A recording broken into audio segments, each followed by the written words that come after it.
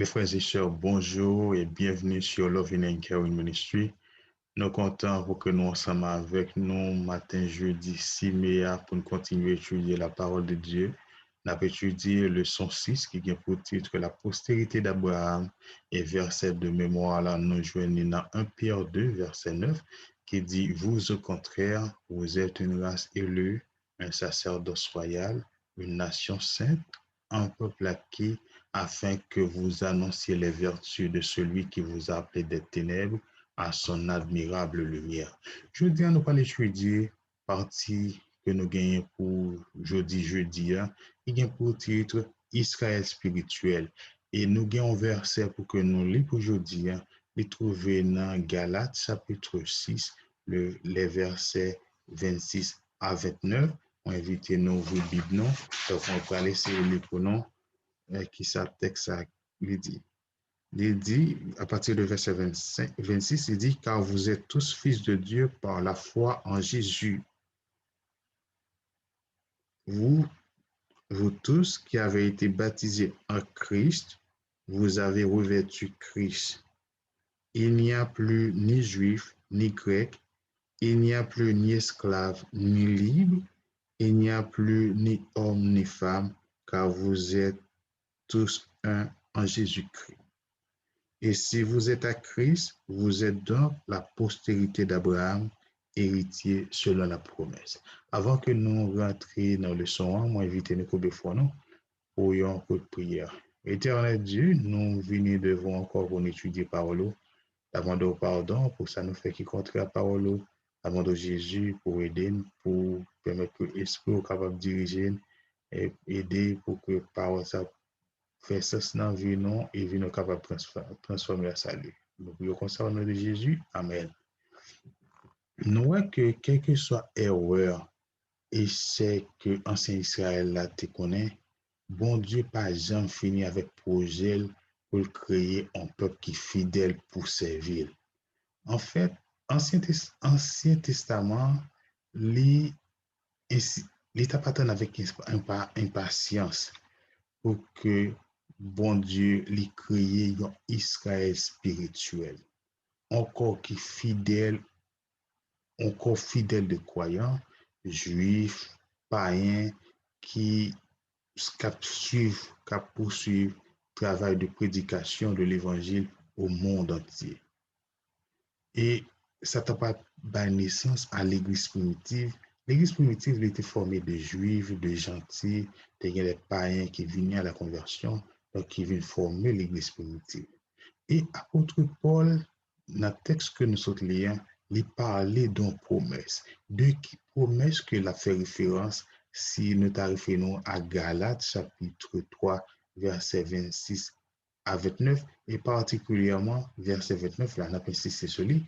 Donc là, fait référence à promesse qui était dans l'alliance abrahamique. Là. Donc c'est avec promesse ça que la fait référence.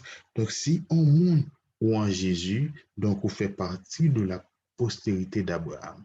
Donc même quand nous pas sortis, nous pas physiquement petits et Abraham, mais vu que nous croyons en Jésus, nous gagnons la foi de Jésus, ça fait une différence. Nous appartenons à postérité ça. Nous appartenons à un groupe de monde que promesse a été fait avec eux.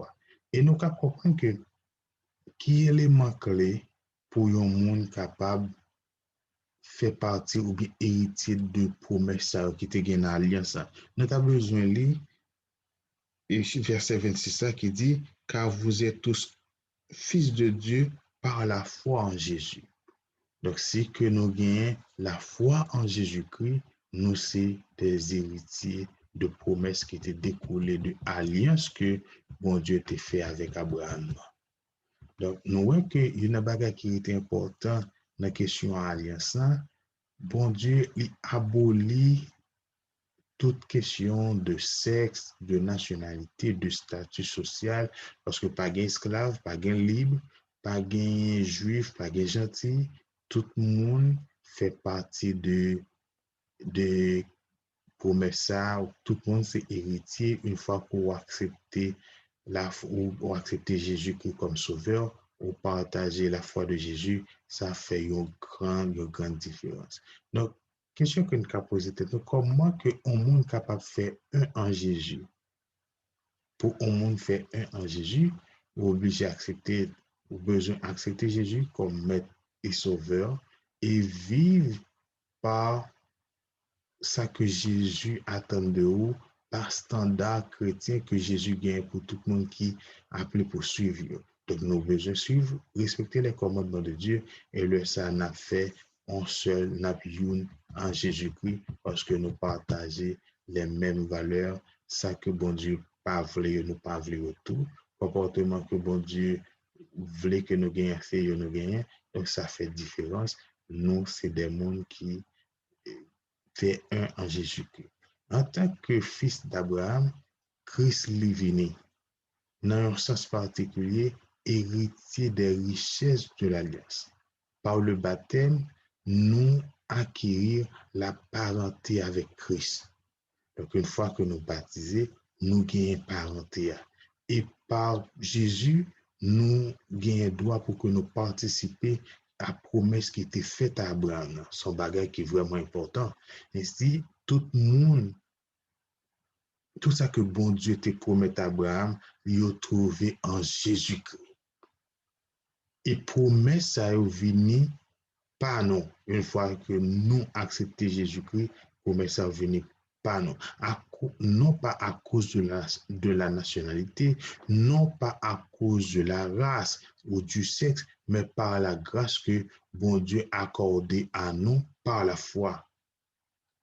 Mais donation promise, ça que bon Dieu te promet à patriarche et à descendants, n'est pas inclut seulement la possession de la Palestine, mais celle du monde entier. Ce n'est pas seulement un territoire qu'il y a balayé, non, on va équiper au moins géographique, mais c'est un bagage qui inclut tout le monde là.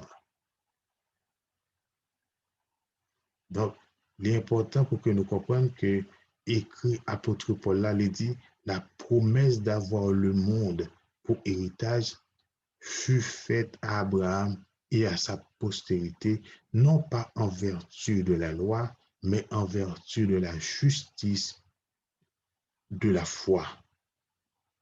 Donc, en Romains chapitre 4, verset 13, la Bible enseigne clairement que les promesses faites à Abraham, ils doivent être accomplies par Jésus-Christ. Les croyants, ils viennent bénéficier d'un héritage qui n'est pas ni corrompu, ni souillé, ni flétri. Et dans 1 Pierre, chapitre 1, verset 4, il dit que notre terre délivrée de la malédiction du péché. Donc, terre noire délivrée. Donc, c'est des promesses qui découlaient de l'alliance que bon Dieu t'a fait avec Abraham. Et une fois que moi-même, nous accepté Jésus-Christ, nous baptiser, nous pratiquer ça que bon Dieu attend de nous comme chrétiens pour que nous pratiquions, nous venons un en Jésus-Christ et ça nous doit automatiquement pour que nous, des privilégiés, nous jouions des promesses, de tout avantage qui découlait de l'alliance que bon Dieu t'a fait avec Abraham. Donc, c'est un bagage qui est merveilleux. Nous avons étudié jeudi, partie que nous gagnons pour jeudi matin 6 mai. Donc, nous sommes contents pour que nous étudions ensemble avec nous leçon 6. C'est continuité leçon 6 qui vient pour titre la postérité d'Abraham. Et verset que nous gagnons, il trouve dans 1 Pierre 2, verset 9, qui dit, vous au contraire, vous êtes une race élue, un sacerdoce royal, une nation sainte, un peuple acquis, afin que vous annonciez les vertus de celui qui vous a appelé des ténèbres à son admirable lumière. C'était votre serviteur Erson Bonhomme. Moi, je prends grand plaisir pour que vous montiez avec nous. Jeudi, on va nous rendez-vous à demain pour une autre étude similaire. Que Dieu vous bénisse abondamment.